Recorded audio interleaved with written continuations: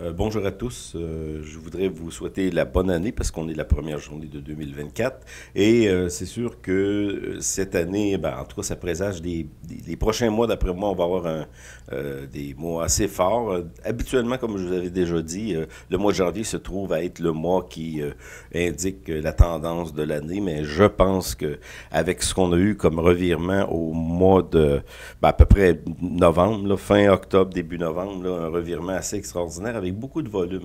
On est vraiment retourné dans la tendance haussière, une tendance haussière, comme je vous avais dit dans des vidéos avant, là.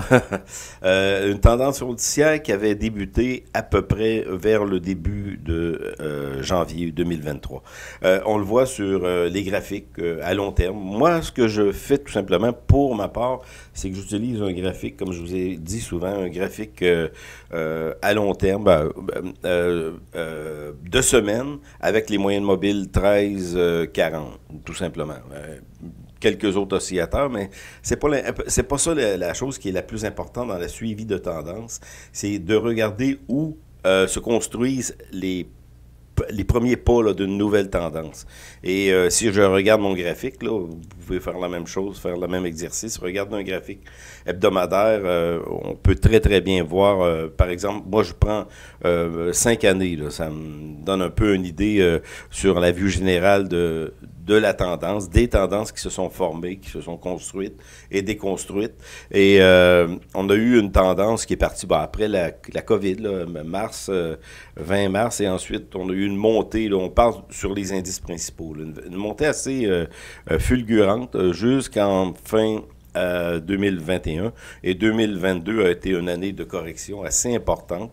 Une année en entier, là, toute l'année a été en correction et on a eu le revirement début 2023 et là on poursuit cette montée. Lorsqu'on suit une tendance, on n'essaie pas de déterminer quel est le sommet, là. On laisse courir les profits jusqu'à ce que la tendance soit terminée. Et qu'est-ce qui me fait dire qu'on est encore en tendance haussière? Ben, excusez, la tendance se poursuit tant et aussi longtemps qu'elle n'est pas terminée. Donc, je ne peux pas déterminer quand la tendance haussière va prendre fin, mais il y a une chose que je peux constater, c'est qu'on continue à à prendre de la force au niveau de la tendance. Et je vois ça sur le Standard & Poor's, sur le Nasdaq qui a battu l'ancien record là, au niveau du Nasdaq Standard & Poor's, je pense que c'est pas encore arrivé. Nasdaq, c'est arrivé.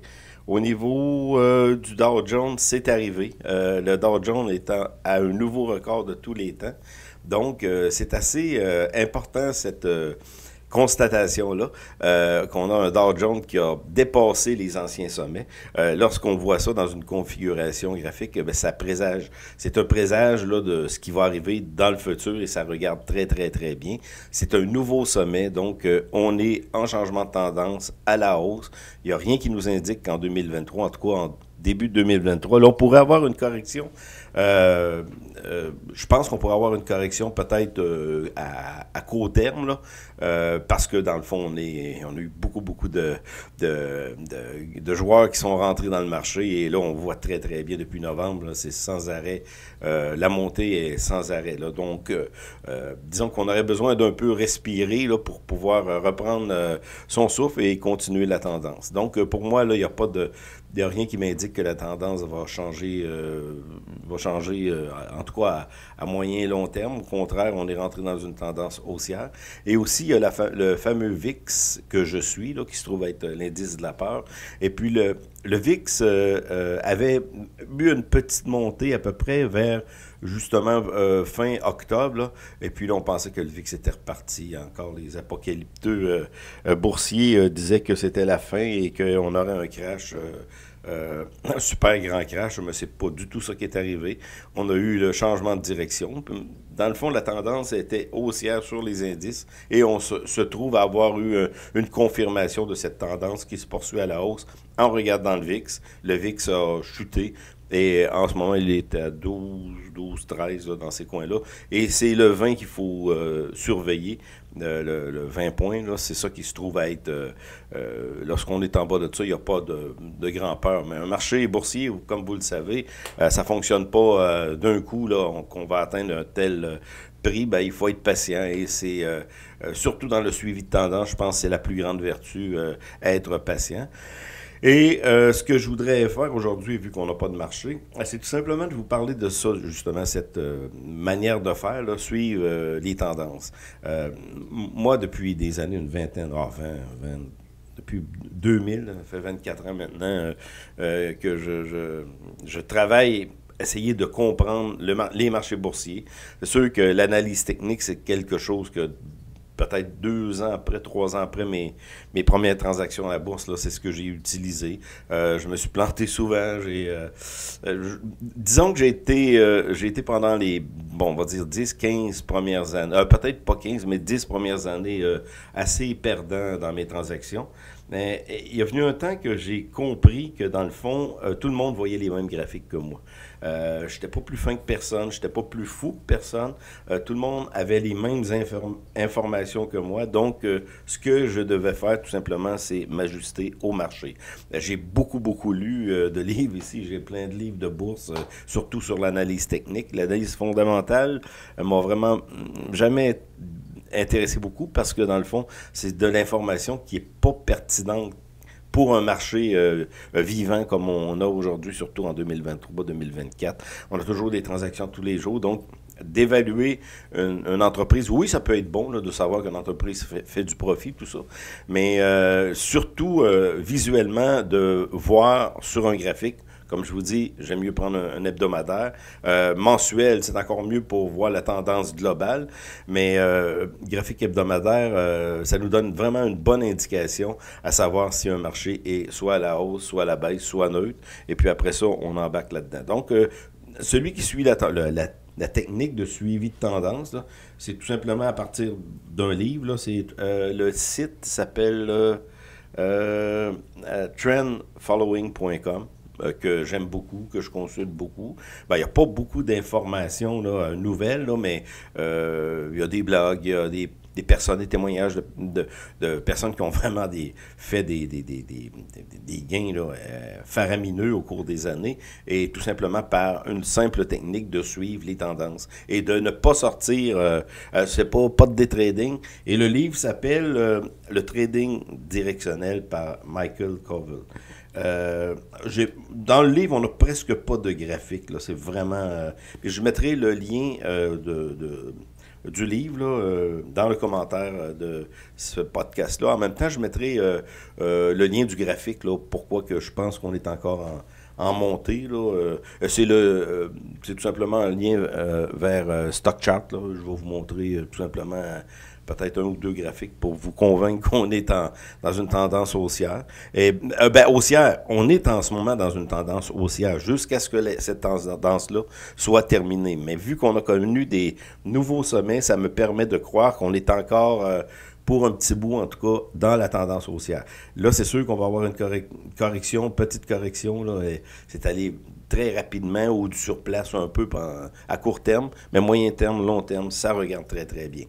Donc, la stratégie de suivre une tendance, c'est pas de détrading. Moi, j'en ai déjà fait un petit bout. J'ai pas aimé ça. C'est stressant, toujours être là, non. Suivre une tendance, tout simplement, c'est d'embarquer lorsqu'on perçoit, comme je vous ai dit, à long terme, une tendance.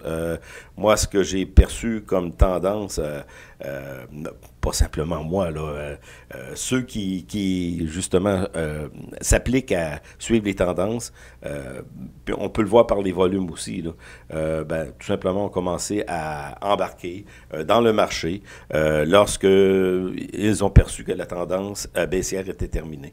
Et attendez, je vais mettre ma watchlist, excusez. Puis je vais aller voir ça. En vous parlant en même temps, là, c'est ça. Lorsqu'on perçoit qu'on est dans une tendance qui a changé, bien, ce qu'on fait tout simplement, c'est qu'on embarque dans cette tendance-là. au bon moment, parce que dans le fond, on a du temps. Là. C'est pas, vu que je regarde un graphique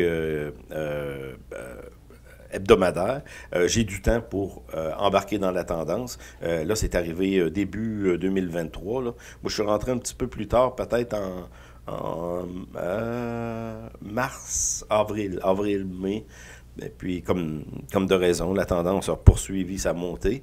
Et puis, on a eu une correction qui est tout à fait normale en septembre, là, parce que il y a un autre, je ferai un petit podcast là-dessus, il y a un autre phénomène qui est très important, c'est l'historique des mouvements là, graphiques. Et j'ai commencé aussi à travailler avec ça, là, de prendre justement les périodes les plus propices à acheter, à vendre, tant au niveau d'une semaine. Dans une semaine, il y a des jours qui sont plus propices que d'autres, acheter ou vendre, tout dépendant de la tendance générale. Et au niveau des mois, c'est la même chose, par les trimestres. Là. Il y a des mois qui sont plus favorables, comme janvier, janvier, on débute une année, par exemple. Janvier, février, très bon. Janvier, très bon. Février, ça commence à descendre. Mars, un creux là. Avril, mai, juin, un petit creux là, moins fort. Juillet, août, septembre, très grand creux habituellement. Donc, les deux grands creux qu'on a dans le marché habituellement, et j'ai regardé ça, c'est pas mal, en tout cas souvent, c'est le mois on va dire fin septembre, octobre. Ça peut être milieu octobre. Là, cette année, ça a été fin octobre. C'est pas précis. Mais ces creux-là de marché, il faut en profiter pour embarquer. Et dans une tendance haussière, bien entendu. Ou si on voudrait shorter le marché, on ferait le contraire. Et le creux aussi qui arrive dans l'année, c'est le mois de mars, qui est moins fort habituellement. Là. Le creux du mois de mars est moins fort, mais quand même, je le constate. Mettons, je regarde mon graphique. 15 mars 2021, on avait un creux dans ces coins-là d'une quelques semaines. Ben, c'est des opportunités pour rentrer dans un marché haussier. Donc, c'est ce qu'on a vécu en septembre, octobre, jusqu'à novembre cette année. Et puis, on peut se servir de graphiques avec des moyennes mobiles. Moi, je décide de faire ça, mais dans le livre de Michael Covell, c'est ce qu'il dit tout simplement. On pourrait se servir simplement d'un morceau de papier, un bout de papier pour suivre les tendances, là, tous les jours marquer les prix. C'était la vieille méthode. Là.